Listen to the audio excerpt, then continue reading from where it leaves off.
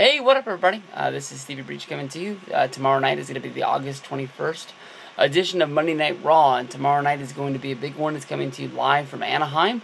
I know that they were just in last week in Los Angeles for the SummerSlam at the Staples Center, and here we are back at it again, back down in Southern California. It's pretty crazy how they went on a loop from Las Vegas to Sacramento, Stockton, Fresno tonight. Now here they are back down in Southern California again. But it'll be all hands on deck. Everybody will be talking about the big rematch of Brock Lesnar versus John Cena. They're going to be bringing back three legends: Hulk Hogan, Shawn Michaels, and Ric Flair. Each one of these, three of the biggest stars that the wrestling business has ever seen. Hulk Hogan and Ric Flair, definite big stars of the 80s. Shawn Michaels from the 90s. It says that they're going to be on the opening segment of Monday Night Raw talking about the match. I'm guessing that more than likely they're going to be giving words of encouragement to John Cena. Kind of weird with Shawn Michaels being there. Not that he's not the biggest star of his era. But honestly, in my mind, if I was booking this segment, I more than likely would have gone with Bret the Hitman Hart in this place. I know that when Bret Hart has been on Raw, he hasn't been the most entertaining person.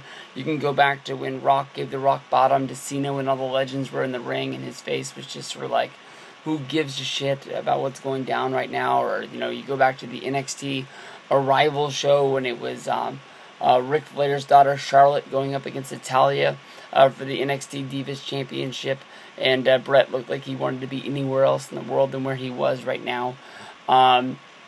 Basically, just with Shawn, you got to think about his friendship with Triple H, and if he's going to be pro John Cena or pro Brock Lesnar, because right now Brock Lesnar is the hand of the authority, basically. Triple H was looking for somebody to take the title away from John Cena so he could have control over it, and I believe he shook the hand of the devil and Paul Heyman himself, and I think in the long run this is going to come back to hurt Triple H in the long run. I came up with this big drawn-out idea where basically Brock Lesnar stopped showing up at Monday Night Raw and WWE pay-per-views, and basically, the WWE had to come together once again, and this is how they would end the authority.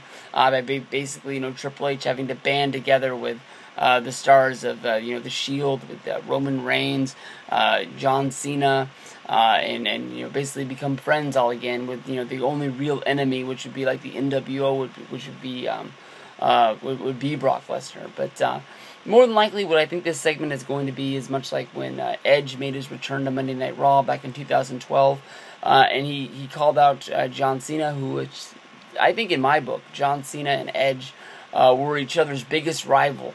Their whole time in the WWE. I know both of them had really big feuds, but I think that when you think about, who the biggest feud was for each one of those, it's going to be Edge versus John Cena. We saw John Cena have rivalries against Shawn Michaels, against JBL. John Cena went at it with a lot of people. He's battled just about everybody in the WWE, from Batista. The Rock is another one of his rivals, but to me, Edge is always going to be number one, and they sort of put, their disagreements aside, and Edge said, I don't really like you all that much, but, we need to step up against this monster, basically, right then, because he'd come back from UFC.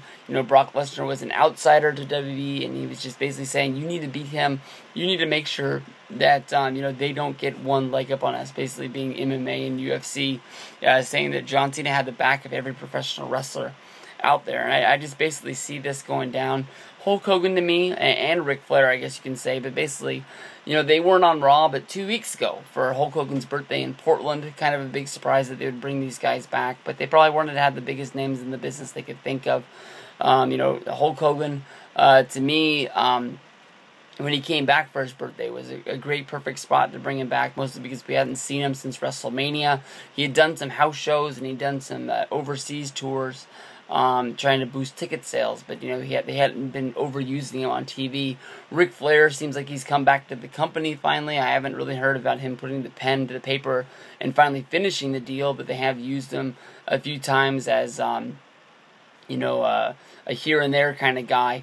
Maybe they've got the deal done, because I think this is like 3 weeks in a row we've seen Flair. Flair was just walking around Monday Night Raw giving compliments to Zack Ryder. I apologize, not Zack Ryder. Dolph Ziggler and and things like that last week. So we'll have to see what goes down from here. But 3 big names, all talking about Brock Lesnar versus John Cena. That's what everybody's going to be thinking about until Night of Champions.